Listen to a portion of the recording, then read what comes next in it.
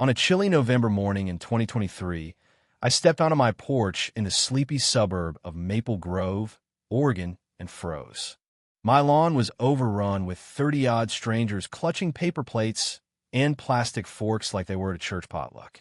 A guy in a faded ball cap waved a Tupperware container as if he'd been invited to a gourmet feast. A toddler smacked his lips. An elderly woman in a knit shawl waved like we were old pals. Leading the pack was Vanessa, sunglasses perched on her head, a gaudy scarf fluttering, and a clipboard gripped like she was running a charity gala. I hadn't invited anyone. I was in sweatpants, coffee in hand, and before I could speak, someone yelled, "Fire up the grill." The crowd cheered like I'd just announced free beer. That's when I knew. The neighborhood's mistake wasn't crashing my yard hungry.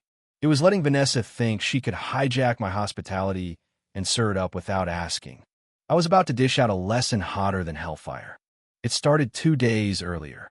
I planned a small barbecue in my backyard, nothing fancy, just ribs, spicy wings, and burgers for me and 4 buddies. I'd scrubbed the grill, set up my patio table, and hung string lights for vibe. Cooking's my therapy, not for show, but because it drowns out the chaos of a brutal work week. That Saturday was my escape. So when Vanessa barged through my side gate while I was seasoning the wings, I should have sensed trouble.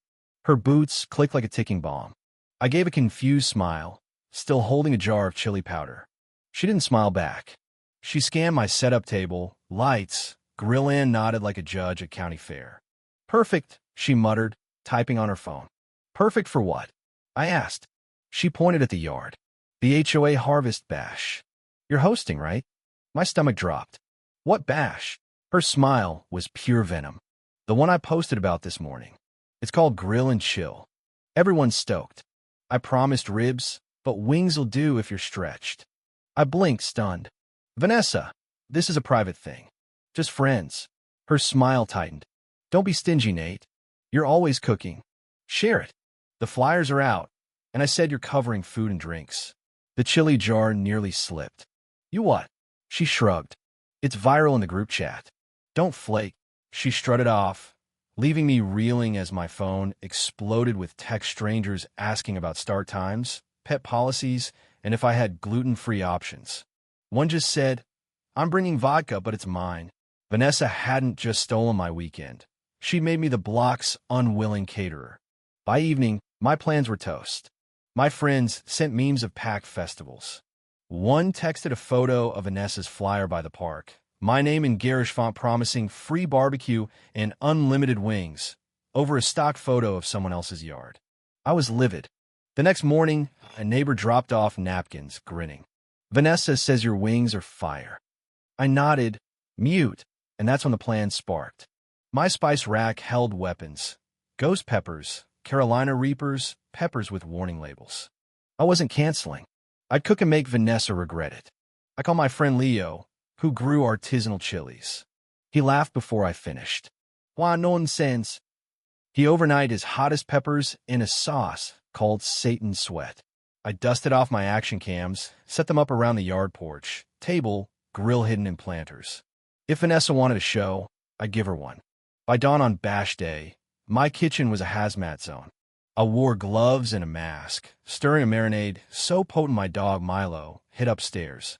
I prepped 2 trays, Hellfire wings, spiked with enough heat to melt steel, and mild wings, dull as oatmeal. The real food ribs for my crew was stashed in a cooler marked guests only. Cams rolled, one labeled Grill Cam. I set up a serving station with a sign, mild, safe, and inferno, risk takers only, with NO kids in bold. Waivers sat in a basket for cover. At 10:30, a couple in festival hats arrived with chairs. "Vanessa said you need setup help." They chirped. I smiled, waved them in. "Hope you made extra wings," the guy said.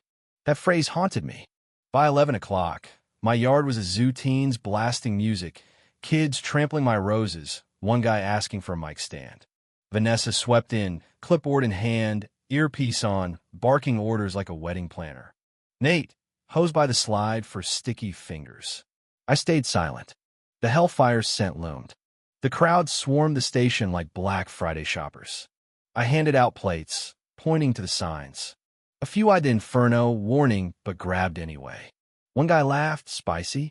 I eat hot sauce for fun, and took 6. Vanessa, loud as ever, scoffed. I downed kimchi daily and bit into a hellfire wing.